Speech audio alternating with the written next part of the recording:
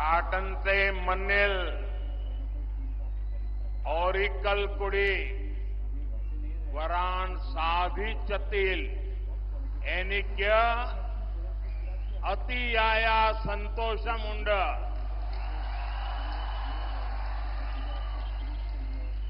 वड़कुमनाथन त्रिपायर रामास्वामी मंदिर और गुरुवायूर मंदिर की इस पावन भूमि को मैं प्रणाम करता हूं.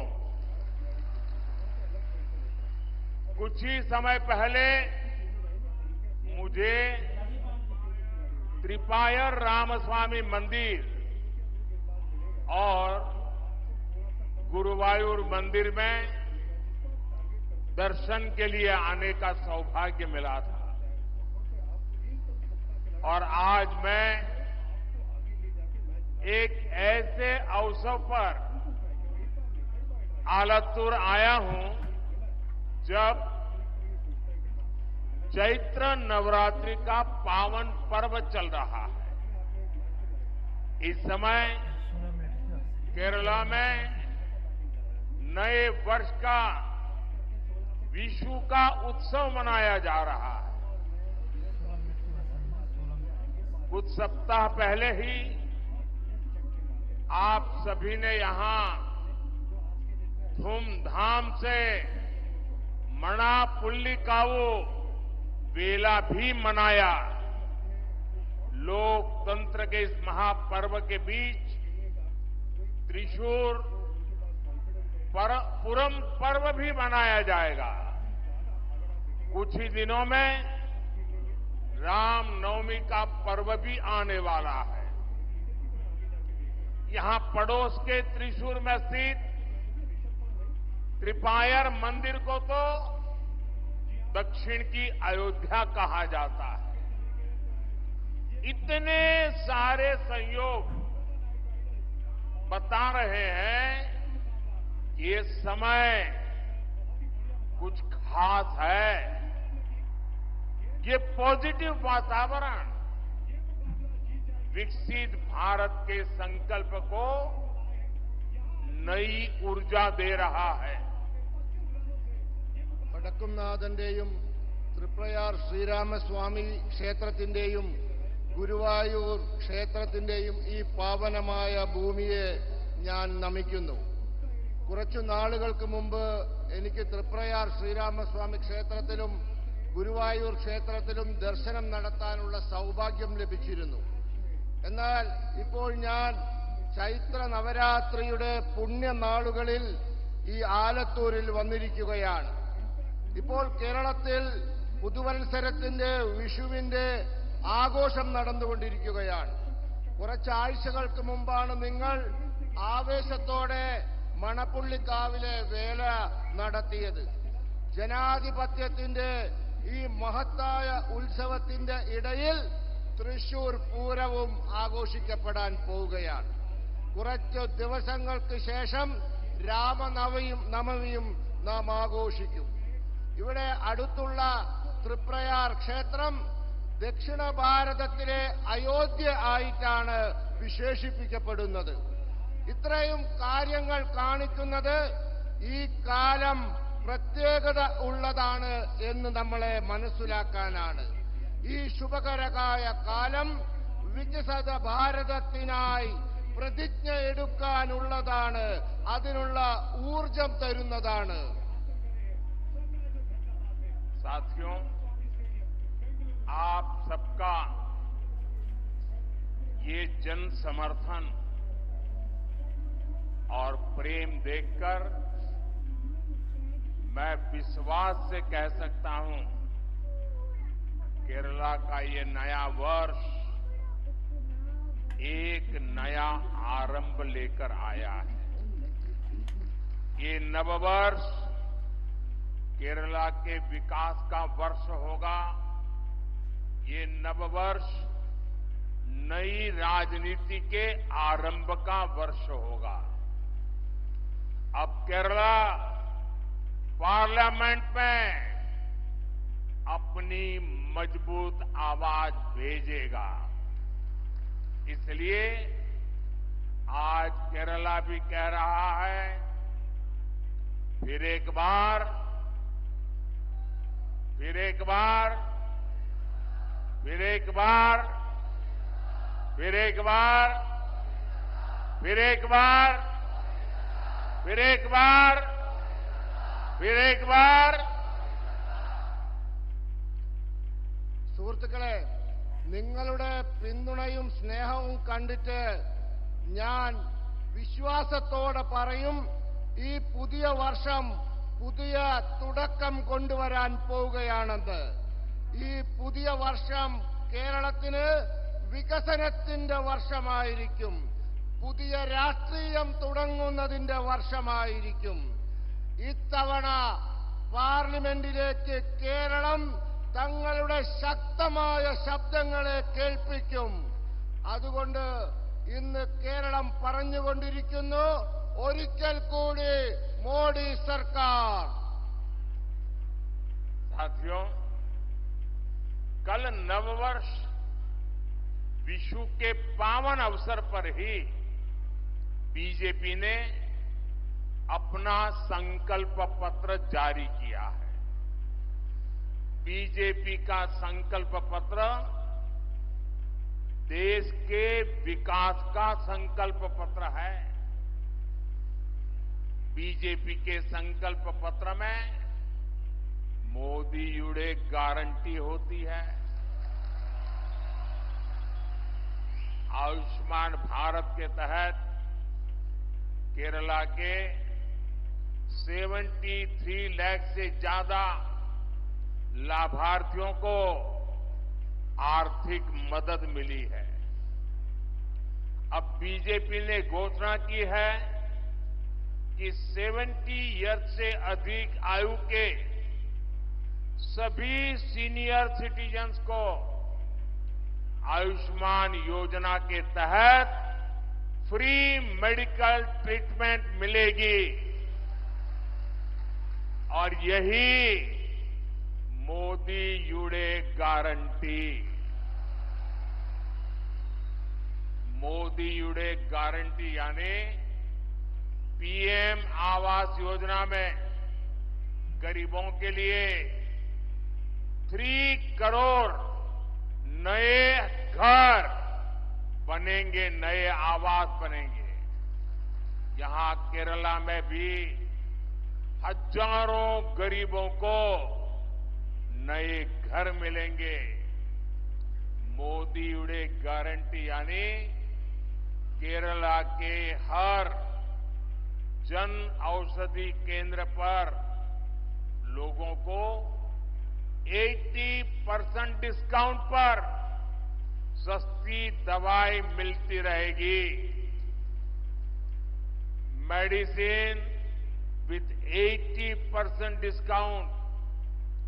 मोदीयुडे गारंटी यानी हमारे युवाओं को मुद्रा योजना में अब 10 लाख की जगह 20 लाख रुपीस का सपोर्ट मिलेगा. സുഹൃത്തുക്കളെ, ഇന്നലെ വിഷുവിന്റെ പുണ്യദിനത്തിലാണ് ബിജെപി തങ്ങളുടെ പ്രകടന പത്രിക പുറത്തിറക്കിയത്. ബിജെപിയുടെ പ്രകടന പത്രിക രാജ്യത്തിന്റെ വികസനത്തിന്റെ കാര്യപരിപാടിയാണ്. ബിജെപിയുടെ പ്രകടന പത്രികയിൽ മോദിയുടെ ഗ്യാരണ്ടിയുണ്ട്. കേരളത്തിലെ ആയുഷ്മാൻ ഭാരത് പദ്ധതിയിലൂടെ 73 ലക്ഷത്തിലധികം ഗുണഭോക്താക്കൾക്ക് സാമ്പത്തിക സഹായം ലഭിച്ചിട്ടുണ്ട്. ഇപ്പോൾ ബിജെപി വാഗ്ദാനം ചെയ്തിരിക്കുന്നു, ഇനി മുതൽ 70 വയസ്സു കഴിഞ്ഞ എല്ലാ മുതിർന്ന പൗരന്മാർക്കും ആയുഷ്മാൻ ഭാരതിലൂടെ സൗജന്യ ചികിത്സ ലഭിക്കുമെന്ന്. ഇതാണ് മോദിയുടെ ഗ്യാരണ്ടി. മോദിയുടെ ഗ്യാരണ്ടി എന്ന് പറഞ്ഞാൽ പാവങ്ങൾക്ക് പ്രധാനമന്ത്രി ആവാസ് യോജന പ്രകാരം 3 കോടി വീടുകൾ നിർമ്മിക്കും. ഇതിൽ കേരളത്തിലെ പാവപ്പെട്ട ആയിരങ്ങൾക്ക് പുതിയ വീടുകൾ ലഭിക്കും. മോദിയുടെ ഗ്യാരണ്ടി എന്ന് പറഞ്ഞാൽ കേരളത്തിലെ ജന ഔഷധി കേന്ദ്രങ്ങളിൽ നിന്നും ജനങ്ങൾക്ക് 80% കിഴിവിൽ മരുന്ന് ലഭിക്കുമെന്നതാണ്. മോദിയുടെ ഗ്യാരണ്ടി എന്ന് പറഞ്ഞാൽ ആയിരക്കണക്കിന് യുവാക്കൾക്ക് ഇനി മുതൽ 10 ലക്ഷത്തിനു പകരം 20 ലക്ഷം രൂപ മുദ്രാ പദ്ധതിയിലൂടെ സാമ്പത്തിക സഹായം ലഭിക്കുമെന്നതാണ്. साथियों, बीजेपी ने अगले 5 इयर्स के लिए विकास और विरासत दोनों का विजन सामने रखा है. एक क्षेत्र केरला का इतना बड़ा सांस्कृतिक केंद्र है. पालक्कड़ तो गेटवे ऑफ केरला कहा जाता है. यहां की प्राकृतिक सुंदरता किसी का भी मन मोह लेती है. यहां केरला में कितने ही भव्य मंदिर है, चर्च है, आस्था के स्थल है. अगले 5 इयर्स में हम केरला की इस हेरिटेज को ग्लोबल बनाने के लिए काम करेंगे. हम केरला को हाईवेज, एक्सप्रेसवेज और हाई स्पीड वंदे भारत ट्रेनों के नेटवर्क से जोड़ेंगे. और हमारे सुरेश जी का जब एमपी थे तब भी वंदे भारत नेटवर्क के लिए बहुत ही आग्रह रहता, पूरी डिजाइन बना करके लाते थे. और आज मैं आपको वादा करता हूं, हम इन सारे कामों की दिशा में आगे बढ़ेंगे. यहां पर्यटन के इस अवसरों को बहुत संभावना है. केरल में जितना लाभ लेना चाहिए अभी तक लिया नहीं है. और इसलिए हम टूरिज्म को बढ़ावा देने के लिए हर प्रकार के प्रयास करेंगे. സുഹൃത്തുക്കളെ, ബിജെപി അടുത്ത 5 വർഷത്തേക്ക് വികസനവും പാരമ്പര്യവും രണ്ടിനും പ്രാധാന്യം കൊടുക്കുന്ന ഒരു സങ്കല്പമാണ് മുന്നോട്ട് വെച്ചിട്ടുള്ളത്. കേരളം എന്ന പ്രദേശം വലിയ സാംസ്കാരിക കേന്ദ്രമാണ്. പാലക്കാട് കേരളത്തിലേക്കുള്ള പ്രവേശന കവാടമാണെന്നാണ് അറിയപ്പെടുന്നത്. ഇവിടുത്തെ പ്രകൃതി ഭംഗി ആരുടെ മനസ്സിനെയും മോഹിപ്പിക്കുന്നതാണ്. ഇവിടെ കേരളത്തിൽ എത്ര ഗംഭീരമായ ക്ഷേത്രങ്ങളുണ്ട്, പള്ളികളുണ്ട്, മറ്റാരാധനാ കേന്ദ്രങ്ങളുണ്ട്. അടുത്ത 5 വർഷങ്ങൾക്കുള്ളിൽ നമ്മൾ കേരളത്തിന്റെ ഈ പാരമ്പര്യത്തെ അന്തർദേശീയവൽക്കരിക്കാൻ പോവുകയാണ്. നമ്മൾ കേരളത്തെ ഹൈവേകൾ, എക്സ്പ്രസ് വേകൾ, അതിവേഗ വന്ദേ ഭാരത് തീവണ്ടികൾ എന്നിവയുടെ നെറ്റ്വർക്കിലൂടെ ബന്ധിപ്പിക്കും. നമ്മുടെ പ്രിയപ്പെട്ട സുരേഷ് ഗോപി സ്ഥിരമായി എന്നെ വന്ന് കണ്ട് വന്ദേ ഭാരതിന്റെ പുതിയ ഡിസൈനുകൾ കാണിച്ച് അങ്ങനെ വേണം ഇങ്ങനെ വേണമെന്നൊക്കെ പറയാറുണ്ട്. ആ എല്ലാ ആവശ്യങ്ങളും നമ്മൾ പരിഗണിച്ച് യാഥാർത്ഥ്യമാക്കുമെന്ന് ഉറപ്പു നൽകുന്നു. കേരളത്തിന് വിനോദസഞ്ചാര രംഗത്ത് വലിയ സാധ്യതകളുണ്ട്. അതൊന്നും വേണ്ട രീതിയിൽ ഉപയോഗപ്പെടുത്തിയിട്ടുള്ള അടുത്ത 5 വർഷം അതൊക്കെ വികസിപ്പിച്ച് നമ്മൾ ഉപയോഗപ്പെടുത്തും. साथियों, विकसित होते भारत की पहचान आधुनिक इंफ्रास्ट्रक्चर से भी होगी. आज देश में नए एक्सप्रेस वे बन रहे हैं, नए एयरपोर्ट बन रहे हैं. अब बीजेपी ने कल अपने मैनिफेस्टो में घोषणा की है कि जैसे पश्चिम भारत में अहमदाबाद मुंबई के बीच बुलेट ट्रेन का काम चल रहा है, आने वाले कुछ समय में ये काम पूरा होकर के बुलेट ट्रेन दौड़ना शुरू करेगी। देश की पहली बुलेट ट्रेन दौड़ेगी।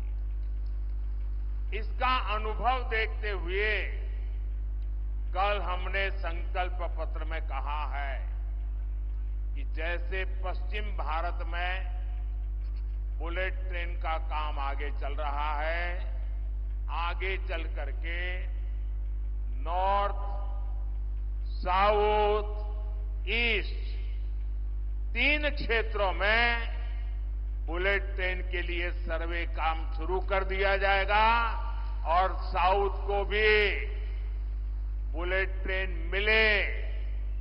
साउथ में चलने वाली बुलेट ट्रेन यहां के विकास को गति देगी और रोजगार के हजारों नए अवसर बनाएगी। एनडीए सरकार के तीसरे कार्यकाल में इसके लिए बहुत जल्द सर्वे का काम शुरू किया जाएगा। സുഹൃത്തുക്കളെ, വികസിതമായിരിക്കുന്ന ഭാരതത്തിന്റെ മുഖമുദ്ര ആധുനിക അടിസ്ഥാന സൗകര്യങ്ങളായിരിക്കും. ഇന്ന് രാജ്യത്ത് പുതിയ എക്സ്പ്രസ് വേകൾ ഉണ്ടാക്കുന്നു. ഇന്ന് രാജ്യത്ത് പുതിയ വിമാനത്താവളങ്ങൾ നിർമ്മിക്കപ്പെടുന്നു. ഇപ്പോൾ ബിജെപി അതിന്റെ പ്രകടന പത്രികയിൽ ചില കാര്യങ്ങൾ പറഞ്ഞിട്ടുണ്ട്. നമുക്കറിയാം, പശ്ചിമ ഭാരതത്തിൽ ബുള്ളറ്റ് ട്രെയിൻ നിർമ്മിച്ചു കഴിഞ്ഞു. അത് അഹമ്മദാബാദിൽ നിന്നും മുംബൈ വരെയുള്ള ബുള്ളറ്റ് ട്രെയിൻ പാത ഇതാ അവസാന ഘട്ടത്തിലാണ്, ഓടാൻ പോവുകയാണ്. ആ അനുഭവത്തിൽ നിന്നും നമ്മൾ ഒരു പാഠം പഠിച്ചു. ഇനി നമ്മുടെ രാജ്യത്ത് ഉത്തര ഭാരതത്തിലും ദക്ഷിണ ഭാരതത്തിലും കിഴക്കൻ ഭാരതത്തിലും ബുള്ളറ്റ് ട്രെയിനുകൾ വേണമെന്ന് നാം തീരുമാനിച്ചിരിക്കുന്നു. നമ്മൾ അതിവേഗ ബുള്ളറ്റ് ട്രെയിനുകൾ ഈ ദക്ഷിണ ഭാരതത്തിലും കൊണ്ടുവരാൻ പോവുകയാണ്. അങ്ങനെ ഈ ബുള്ളറ്റ് ട്രെയിൻ നമ്മുടെ പ്രദേശത്ത് വന്നാൽ ആ ബുള്ളറ്റ് ട്രെയിൻ നമ്മുടെ വികസനത്തിന്റെ വേഗത കൂട്ടും, അനേകായിരം തൊഴിലവസരങ്ങൾ സൃഷ്ടിക്കും. ഒരു കാര്യം ഉറപ്പു നൽകാം, വരാൻ പോകുന്ന എൻഡിഎയുടെ മൂന്നാമത്തെ സർക്കാർ എത്രയും പെട്ടെന്ന് തന്നെ ഈ ബുള്ളറ്റ് ട്രെയിനിന്റെ സർവേ ജോലി ആരംഭിക്കുന്നതായിരിക്കും.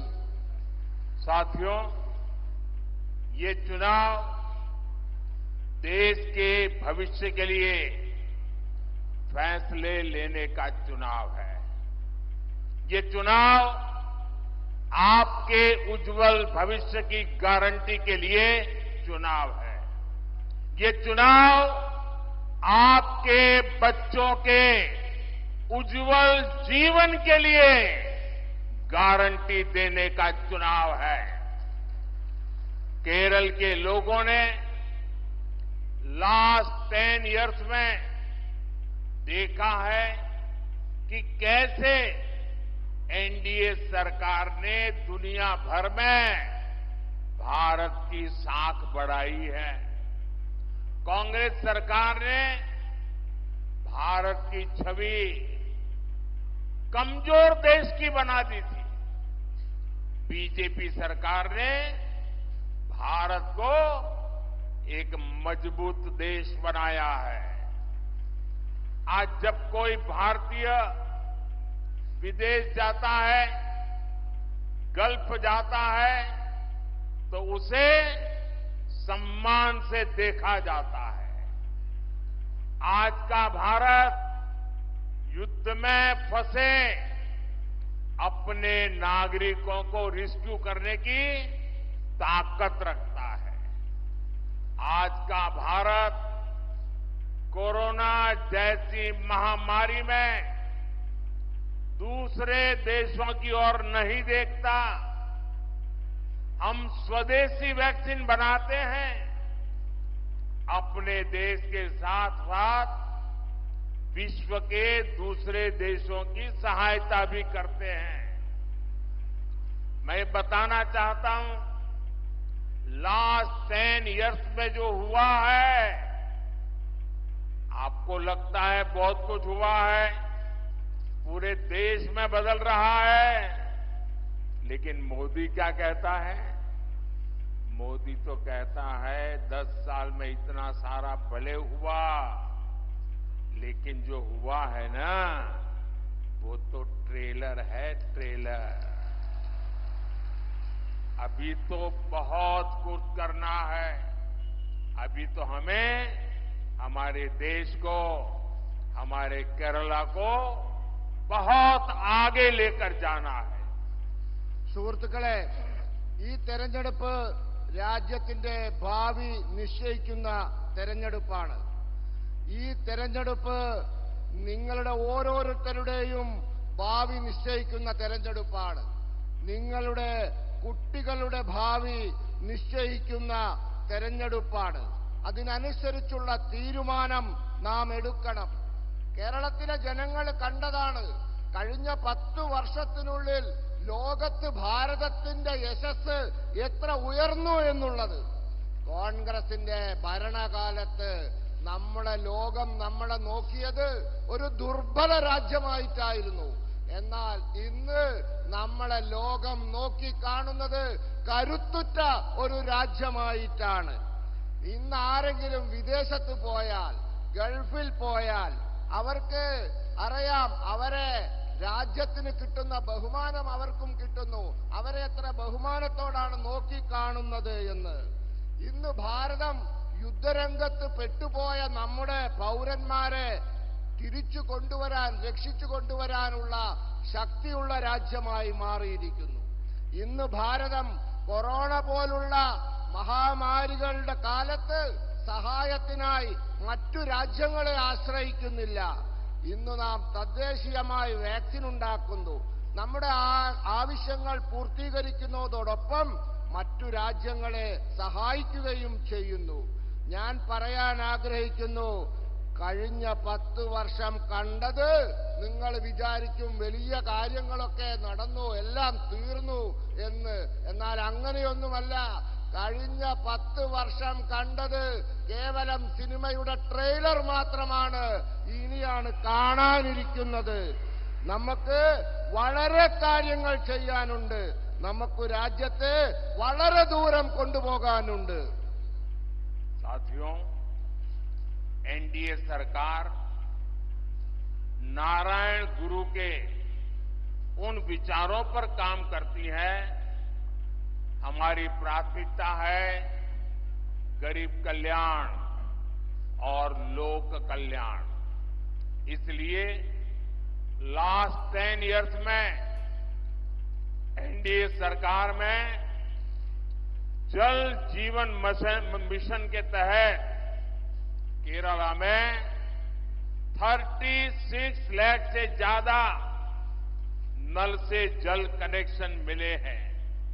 लेकिन मुझे दुख के साथ कहना है, पूरे देश में जिस गति से जल जीवन मिशन चला है, केरला में यहां की सरकार उतना चलने नहीं दे रही है।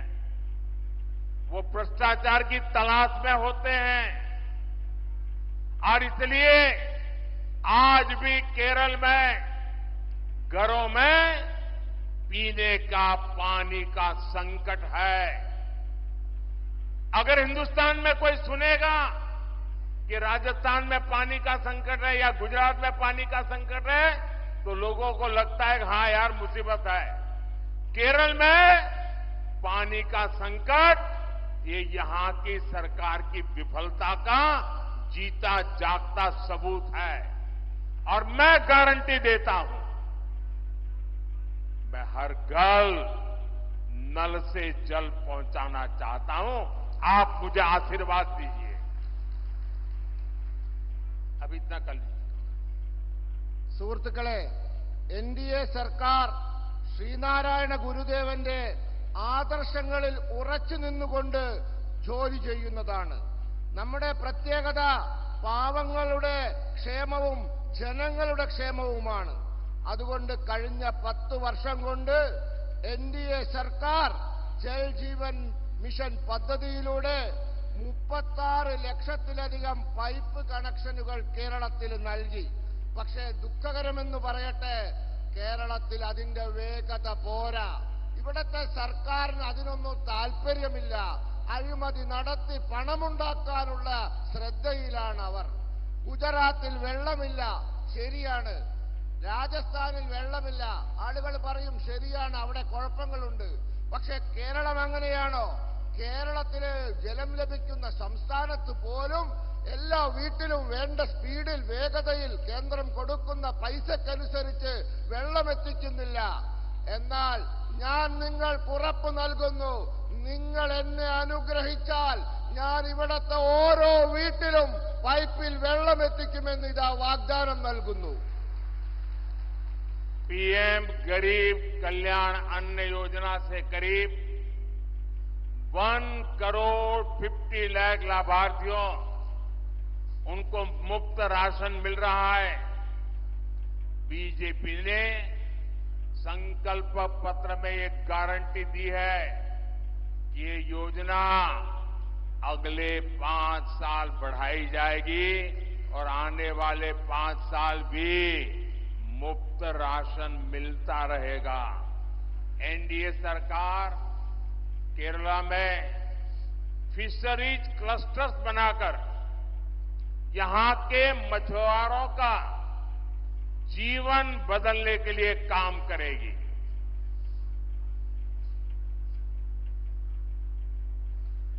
സുഹൃത്തുക്കളെ, ഗരീബ് കല്യാൺ അന്ന യോജന പദ്ധതിയിലൂടെ കേരളത്തിൽ 1,50,00,000 ഗുണഭോക്താക്കൾക്ക് സൗജന്യ റേഷൻ കൊടുത്തുകൊണ്ടിരിക്കുന്നു. ബിജെപിയുടെ പ്രകടന പത്രികയിൽ ഗ്യാരണ്ടി നൽകിയിരിക്കുന്നു, ഈ പദ്ധതി അടുത്ത 5 വർഷം കൂടി നീട്ടും എന്ന് വെച്ചാൽ ഈ ആളുകൾക്ക് ഈ 5 വർഷം കൂടി സൗജന്യ റേഷൻ ലഭിക്കും. എൻഡിഎ സർക്കാർ കേരളത്തില് മത്സ്യപ്രവർത്തകരുടെ കൂട്ടായ്മയുണ്ടാക്കി, ഫിഷറീസ് ക്ലസ്റ്ററുകൾ ഉണ്ടാക്കി ഇവിടത്തെ മത്സ്യപ്രവർത്തകരുടെ ജീവിതം മാറ്റിമറിക്കാനുള്ള ജോലി ചെയ്തുകൊണ്ടിരിക്കുകയാണ്. साथियों, आज बीजेपी के शासन में देश तेजी से आगे बढ़ रहा है, लेकिन एलडीएफ, यूडीएफ केरला को पीछे धकेल रहे हैं। एनडीए सरकार केरला और इस क्षेत्र के विकास के लिए जो प्रयास कर रही है, राज्य सरकार उसमें भी बाधा डाल रही है। ये लोग नेशनल हाईवेज के प्रोजेक्ट भी रोकना चाहते हैं, क्योंकि लेफ्ट सरकारों का एक ही कैरेक्टर है। लेफ्ट वालों का एक ही कैरेक्टर है, चाहे वो त्रिपुरा में हो तो भी ऐसा ही करते थे, बंगाल में थे तब भी ऐसा ही करते थे, और केरल में भी जब मौका मिलता है ऐसा ही करते हैं। लेफ्ट वालों का कैरेक्टर क्या है? Nothing left and nothing right, यानी जहां लेफ्ट का शासन होता है वहां कुछ भी बाकी नहीं रहता और कुछ भी सही नहीं होता। इन्होंने बंगाल को बदहाल बनाया, ये लोग त्रिपुरा में भी ताश दिलाए थे, वही काम ये केरला में भी कर रहे हैं। സുഹൃത്തുക്കളെ, ഇന്ന് ബിജെപിയുടെ ഭരണത്തിൽ രാജ്യം വേഗത്തിൽ മുന്നോട്ട് കുതിക്കുകയാണ്. എന്നാൽ എൽഡിഎഫും യുഡിഎഫും കേരളത്തെ പിന്നോട്ട് വലിക്കുകയാണ്. എൻഡിഎ സർക്കാർ കേരളത്തിന്റെയും ഈ പ്രദേശത്തിന്റെ വികസനത്തിന്റെയും പ്രവർത്തനത്തിനായി പ്രവർത്തിക്കുകയാണ്. സംസ്ഥാന സർക്കാർ ആവട്ടെ ആ പ്രയാസങ്ങൾക്കെല്ലാം തടസ്സം സൃഷ്ടിക്കുകയാണ്. ഈ ആളുകൾ ദേശീയ ഹൈവേ നിർമ്മാണ പദ്ധതി പോലും തടസ്സപ്പെടുത്തുകയാണ്. ഇതിനൊരു കാരണമുണ്ട്, ഇത് ഇടതിന്റെ സ്വഭാവമാണ്. ഇതാണ് അവരുടെ സ്വഭാവം. അത് ബംഗാളിലും അങ്ങനെയായിരുന്നു, ത്രിപുരയിലും അങ്ങനെയായിരുന്നു, ഇപ്പൊ കേരളത്തിലും അങ്ങനെയാണ്. എന്താണ് ഇടതിന്റെ സ്വഭാവം? എവിടെയെങ്കിലും ഇടത് ഭരിച്ചാൽ ഇടത്തും ഒന്നും ഉണ്ടാവില്ല, വലത്തും ഒന്നും ഉണ്ടാവില്ല, ഒന്നും ബാക്കിയുണ്ടാവില്ല, ഒന്നും ശരിയാവുകയുമില്ല. അവർ ഭരിച്ച് ബംഗാളിനെ നശിപ്പിച്ചു. അവർ ത്രിപുരയിലും നാശം കൊണ്ടുവന്നു. ഇപ്പോൾ ആ പണി അവർ കേരളത്തിലെടുക്കുകയാണ്. साथियों, आज केरला जैसे शांति प्रिय राज्य में हिंसा अराजकता आम हो गई है। आज केरला में खुलेआम राजनैतिक हत्याएं कराई जाती हैं। कॉलेज के कैंपस तक असामाजिक तत्वों के अड्डे बन गए हैं। सांप्रदायिक सौहार्द को बिगाड़ने वाले एलिमेंट्स को सरकारी संरक्षण मिलता है। हमारे बच्चे तक सुरक्षित नहीं है। സുഹൃത്തുക്കളെ, ഇന്ന് സമാധാനപ്രിയരായ കേരളത്തിൽ അക്രമവും അരാജകത്വവും സാധാരണ സംഭവമായി മാറിയിരിക്കുന്നു. ഇന്ന് കേരളത്തിൽ വളരെ പരസ്യമായി തന്നെ രാഷ്ട്രീയ കൊലപാതകങ്ങൾ നടക്കുന്നു. കേരളത്തിലെ കോളേജ് ക്യാമ്പസുകൾ വരെ സാമൂഹ്യ വിരുദ്ധരുടെ കേന്ദ്രമായിരിക്കുന്നു. സാമുദായിക സൗഹാർദ്ദം തകർക്കുന്ന ശക്തികൾക്ക് സർക്കാർ സംരക്ഷണം ലഭിക്കുന്നു. നമ്മുടെ കുട്ടികൾ വരെ സുരക്ഷിതരല്ല. साथियों, केरला में जनता के पैसों की खुलेआम लूट हो रही है। ये लोग भ्रष्टाचार के नए नए मॉडल लेकर आते हैं। जनता का एवरी सिंगल रुपया लूटना चाहते हैं। कुरुवन्नूर कोऑपरेटिव बैंक स्कैम लेप की लूट का एक ऐसा उदाहरण है। हर कोई जिससे परेशान है। जिस बैंक में गरीबों ने, मध्यम वर्ग ने अपनी मेहनत के सैकड़ों करोड़ रुपए जमा किए थे, उस बैंक को सीपीएम के लोगों ने पूरी तरह लूटकर कंगाल कर दिया। ये जो गरीबों ने, मध्यम वर्ग ने बैंक में पैसे रखे थे, क्योंकि घर में बेटी की उम्र बढ़ रही थी, उन्होंने सोचा कि बेटी की शादी करवानी है, बैंक में पैसे जमा कराएं, कुछ ब्याज मिलेगा, पैसे बढ़ेंगे और जब शादी का समय आएगा तो बेटी के काम आएगा। लेकिन इन सीपीएम वालों ने गरीब की बेटी की शादी को भी अनेक संकटों में डाल दिया। मध्यम वर्ग के परिवार की शादी को, बेटे की, बच्चों की शादी को भी इन्होंने संकट में डाल दिया। गरीबों को उनके खिलाफ ऐसी मिली भगत का उदाहरण बहुत कम मिलेगा। इस स्कैम की वजह से हजारों परिवारों का जीवन दांव पर लग गया है। സുഹൃത്തുക്കളെ, കേരളത്തിലെ ജനങ്ങളുടെ പണം പരസ്യമായി കൊള്ളയടിക്കപ്പെടുകയാണ്. ഇവർ അഴിമതിയുടെ പുതിയ പുതിയ മാതൃകകൾ കൊണ്ടുവരികയാണ്. ജനങ്ങളുടെ ഓരോ പൈസയും കൊള്ള ചെയ്യാൻ ഇവർ ആഗ്രഹിക്കുന്നു. കരുവണ്ണൂർ സഹകരണ ബാങ്ക് അഴിമതി ഇടതിന്റെ കൊള്ളയുടെ ഇത്തരത്തിലുള്ള ഒരു ഉദാഹരണമാണ്. എല്ലാവരും ഇതിൽ അസന്തുഷ്ടരാണ്. ഏത് ബാങ്കിലാണോ പാവപ്പെട്ട ആൾക്കാർ, മധ്യവർഗത്തിൽപ്പെട്ട ആൾക്കാർ അവർ അധ്വാനിച്ചുണ്ടാക്കിയ കോടാനുകോടി രൂപകൾ നിക്ഷേപിച്ചത്, ആ ബാങ്ക് സിപിഎമ്മിന്റെ ആളുകൾ കൊള്ള ചെയ്ത് കാലിയാക്കി. പെൺകുട്ടിയുടെ വിവാഹത്തിന് വേണ്ടി നിക്ഷേപിച്ച പൈസ പാവപ്പെട്ട ആൾക്കാർ, മധ്യമവർഗത്തിലെ ആൾക്കാർ ബാങ്കിൽ പൈസ ഇട്ടാൽ പലിശയും കിട്ടും, പെൺകുട്ടിക്കോട് വിവാഹം വന്നാൽ അത് എടുക്കുകയും ചെയ്യാമെന്ന് വിശ്വസിച്ചവർ അവരെ പെൺകുട്ടികളുടെ വിവാഹം വരെ മുടക്കുന്ന പണി ഇവർ എടുത്തിരിക്കുകയാണ്. ഇത്തരത്തിലുള്ള സംഘടിത കൊള്ളകൾ കാണാൻ വളരെ വിരളമാണ്. ഈ അഴിമതി കാരണം ആയിരക്കണക്കിന് കുടുംബങ്ങളുടെ ജീവിതം ഇന്ന് കുഴപ്പത്തിലായിരിക്കുകയാണ്. अभी मुझे हमारी उम्मीदवार बहन डॉक्टर सरसू बता रही थी, कुछ दिन पहले मेरे साथ टेलीफोन पर उन्होंने इस समस्या का जिक्र किया था।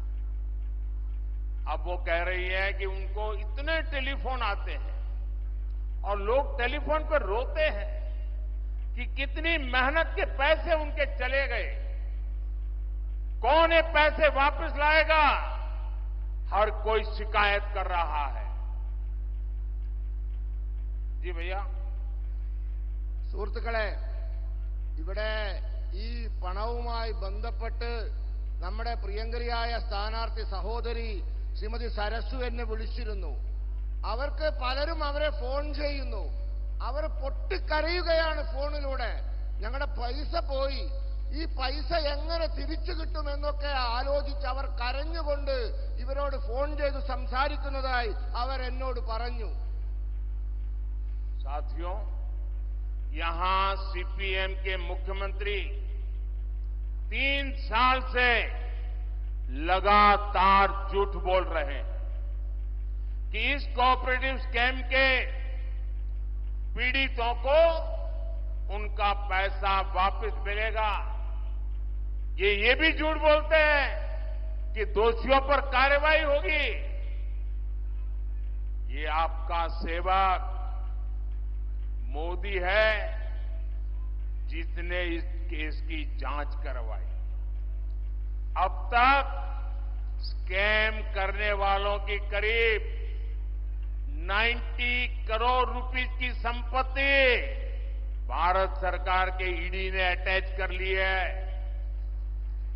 मैं इस बारे में कानूनी सलाह ले रहा हूं कि कैसे जिनके पैसे डूब गए हैं ऐसे गरीबों को उनका पैसा वापस कैसे करूं, ये 90 करोड़ रुपया उनको कैसे बांट दूं।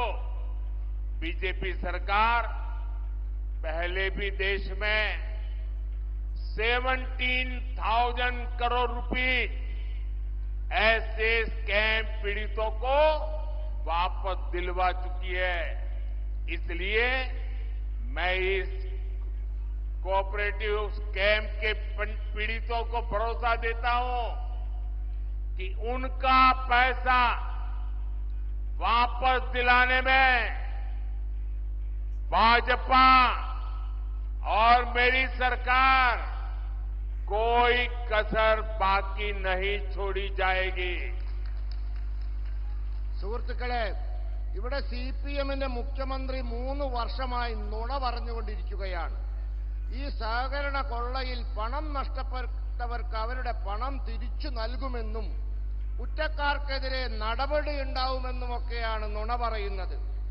എന്നാൽ നിങ്ങളുടെ സേവകനായ മോദിയാണ് ഈ കേസിൽ അന്വേഷണം നടത്തിയത്. ഇതുവരെ ഈ കേസിൽ ഏതാണ്ട് 90 കോടി രൂപയിലധികം സമ്പത്ത് ഭാരത സർക്കാരിന്റെ ഇഡി കണ്ടുകെട്ടിയിരിക്കുകയാണ്. ഞാൻ ഇപ്പോഴും നിയമജ്ഞരുമായി ചർച്ച ചെയ്തുകൊണ്ടിരിക്കുകയാണ്. പാവങ്ങളുടെ പണം എങ്ങനെ തിരിച്ചു കൊടുക്കാം, ഈ പിടിച്ചെടുത്ത 90 കോടി രൂപ അവർക്ക് എങ്ങനെ കൊടുക്കാമെന്ന് ഞാൻ ചർച്ച ചെയ്തുകൊണ്ടിരിക്കുകയാണ്. ഭാരത സർക്കാർ കഴിഞ്ഞ കാലങ്ങളിൽ 17,000 കോടി രൂപ ഇത്തരത്തിൽ അഴിമതിയാൽ വഞ്ചിക്കപ്പെട്ടവരുടേത് പിടിച്ചെടുത്ത് തിരിച്ചു കൊടുത്തിട്ടുണ്ട്. അതുകൊണ്ട് ഈ കരുവണ്ണൂർ സഹകരണ കൊള്ളയിൽ വഞ്ചിതരായവർക്ക് ഞാൻ ഉറപ്പ് നൽകുന്നു, നിങ്ങളുടെ പണം തിരിച്ചു തരാൻ സാധ്യമായതെല്ലാം മോദി സർക്കാർ, ബിജെപി സർക്കാർ ചെയ്യും. അതിനുവേണ്ടി ഏത് തറ്റം വരെയും ഞങ്ങൾ പോകും. साथियों, कांग्रेस के एक बड़े नेता जिनको यूपी में अपनी खानदानी सीट पर इज्जत बचाना मुश्किल हो गया है और उन्होंने केरला में अपना नया ठिकाना बना लिया है। चुनाव जीतने के लिए यहां कांग्रेस ने उस संगठन के पॉलिटिकल विंग से बैकडोर समझौता किया है, जिसको देश में देश विरोधी प्रवृत्ति के लिए बैन किया गया है। लेकिन क्या आपने कभी सुना है कांग्रेस के इन नेताओं के मुंह से कभी भी कोऑपरेटिव बैंक के स्कैम के लिए कैसे पैसे लूटे हैं एक शब्द बोलते हैं क्या? कांग्रेस के ये युवराज केरला के लोगों से वोट तो मांगेंगे, लेकिन आपके हक में, आपके मुद्दों पर एक शब्द भी नहीं बोलेंगे। സുഹൃത്തുക്കളെ, കോൺഗ്രസിന്റെ ഒരു വലിയ നേതാവ് അയാൾക്ക് യുപിയിലെ സ്വന്തം കുടുംബത്തിന്റെ സീറ്റിൽ അഭിമാനം സംരക്ഷിക്കാൻ ബുദ്ധിമുട്ടാണെന്ന് മനസ്സിലായപ്പോൾ കേരളത്തെ പുതിയ കേന്ദ്രമാക്കിയിട്ടുണ്ട്. മാത്രവുമല്ല, തെരഞ്ഞെടുപ്പിൽ ജയിക്കാൻ വേണ്ടി അവർ രാഷ്ട്രീയ സഖ്യമുണ്ടാക്കിയിരിക്കുന്നത് രാജ്യത്ത് നിരോധിക്കപ്പെട്ട സംഘടനകളുമായിട്ടാണ്. എന്നാൽ ആ നേതാവ് സഹകരണ കൊള്ളയെപ്പറ്റി എന്തെങ്കിലും ഒരു അക്ഷരം പറഞ്ഞതായി നിങ്ങൾ കേട്ടിട്ടുണ്ടോ? കോൺഗ്രസിന്റെ യുവ നേതാവ് കേരളത്തിലെ ജനങ്ങളോട് വോട്ട് ചോദിക്കും, പക്ഷെ നിങ്ങളുടെ അവകാശങ്ങൾക്കായി, നിങ്ങളുടെ പ്രശ്നങ്ങൾക്കായി അതിനെ സംബന്ധിച്ച് ഒരക്ഷരം പറയില്ല. केरला के लोगों को एलडीएफ, यूडीएफ दोनों से सावधान रहना है। केरला में भले ही कांग्रेस पार्टी लेफ्ट के लोगों को आतंकवादी कहती है, लेकिन दिल्ली में ये लोग एक साथ बैठकर चुनावी गठजोड़ करते हैं, एक ही थाली में खाते हैं। यहां केरला से बाहर निकलते ही पड़ोस में तमिलनाडु में ही दोनों पार्टियां एक साथ मिलकर चुनाव लड़ रही है। यहां भाषण देते हैं कि आतंकवादी है और वहां मिलकर के चुनाव लड़ते हैं। और जो लेफ्ट वाले लोग कांग्रेस पर परिवारवाद के आरोप लगाते थे, अब वो खुद उनसे परिवारवाद के फायदे क्या है इसके टिप्स ले रहे हैं। ये लोग इंडी अलायंस बनाकर साथ आए हैं क्योंकि ये जानते हैं कि मोदी इनके लूट के सब ठिकानों को ठप कर रहा है। इसलिए चाहे लेफ्ट हो या कांग्रेस, सबके निशाने पर मोदी ही है। लेकिन मैं आपको गारंटी देता हूं, बीजेपी और एनडीए को दिया गया आपका एक एक वोट गरीब के एक एक पैसे का हिसाब करेगा। സുഹൃത്തുക്കളെ, കേരളത്തിലെ ജനങ്ങൾ എൽഡിഎഫിനെയും യുഡിഎഫിനെയും രണ്ടിനെയും സൂക്ഷിക്കണം. കേരളത്തിലെ കോൺഗ്രസുകാർ, ഇടതുപക്ഷക്കാർ തീവ്രവാദികളാണെന്ന് പറയും. എന്നാൽ ഡൽഹിയിൽ ഇരുന്ന് ഇവർ ഒരുമിച്ച് ഇരുന്ന് തിരഞ്ഞെടുപ്പ് സഖ്യമുണ്ടാക്കും, ഒരു പ്ലേറ്റ് ആഹാരവും കഴിക്കും. കേരളത്തിന് പുറത്തു കടന്നാൽ ഈ തമിഴ്നാട് എത്തിയാൽ മതി, രണ്ടു പാർട്ടികളും ഒരുമിച്ച് തെരഞ്ഞെടുപ്പിൽ മത്സരിക്കുകയാണ്. അതോടൊപ്പം ഇടതുപക്ഷക്കാർ പറയും കോൺഗ്രസുകാർ കുടുംബാധിപത്യക്കാരാണെന്ന്. പക്ഷേ ഇപ്പോൾ ഇടതന്മാർ കോൺഗ്രസിൽ നിന്നും കുടുംബാധിപത്യത്തിന്റെ പാഠങ്ങൾ പഠിച്ചുകൊണ്ടിരിക്കുകയാണ്. ഇവർ ഇന്ത്യ സഖ്യം ഉണ്ടാക്കിയത് എന്തിനാണെന്നറിയാമോ? ഇവർക്കറിയാം മോദി ഇവരുടെ കൊള്ളയുടെ എല്ലാ സങ്കേതങ്ങളും തകർക്കുമെന്നിവർക്കറിയാം. അതുകൊണ്ടാണ് ഇവർ ഇന്ത്യ സഖ്യമുണ്ടാക്കിയത്. അതുകൊണ്ട് ഇവിടത്തെ ഇടതിന്റെയും കോൺഗ്രസിന്റെയും ലക്ഷ്യം മോഡിയാണ്. എന്നാൽ ഞാൻ നിങ്ങൾക്ക് ഉറപ്പു തരുന്നു, നിങ്ങൾ ബിജെപിക്ക് നൽകുന്ന ഓരോ വോട്ടും പാവങ്ങളുടെ ഓരോ പൈസയും സംരക്ഷിക്കുമെന്ന്. साथियों, 26 अप्रैल ये केरला के लिए विकास के संकल्प का दिन होगा. केरल के उज्जवल भविष्य के लिए वोट करने का दिन होगा. मेरी अपील है कि वोटिंग के दिन आप आलातूर से डॉक्टर टी.एन. सरसो, त्रिशूर से श्री सुरेश गोपी, पोन्नानी से श्रीमती निवेदिता सुब्रमण्यम, मलप्पुरम से श्री वी.सी. अब्दुल सलाम और चालाकुड़ी से एनडीए उम्मीदवार श्री के.ए.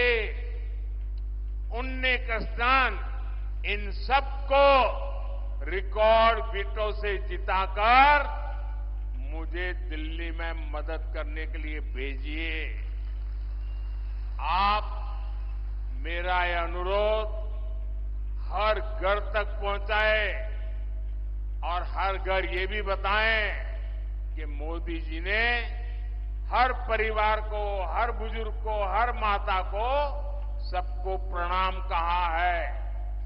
സുഹൃത്തുക്കളെ, 26 ഏപ്രിൽ അന്ന് കേരളത്തെ സംബന്ധിച്ചിടത്തോളം മാറ്റത്തിന്റെയും വികസനത്തിന്റെയും പ്രതിജ്ഞ എടുക്കുന്ന ദിനമാണ്. നമ്മുടെ ഉജ്ജ്വലമായ ഭാവിക്ക് വേണ്ടി നാം തീരുമാനമെടുക്കുന്ന ദിവസമാണ്. എനിക്ക് നിങ്ങളോടുള്ള അപേക്ഷ, നിങ്ങൾ വോട്ടിംഗ് ദിനത്തിൽ ആലത്തൂരിൽ ഡോക്ടർ ടി.എൻ. സരസുവിനും, തൃശൂരിൽ ശ്രീ സുരേഷ് ഗോപിക്കും, പൊന്നാനിയിൽ ശ്രീമതി നിവേദിത സുബ്രഹ്മണ്യനും, മലപ്പുറത്ത് ശ്രീ वी.सी. അബ്ദുൽ സലാമിനും, അതോടൊപ്പം ചാലക്കുടിയിൽ എൻഡിഎ സ്ഥാനാർത്ഥി ശ്രീ കെ.എ. ഉണ്ണികൃഷ്ണനും, ഇവർക്ക് എല്ലാവർക്കും വോട്ട് ചെയ്ത് ഇവരുടെ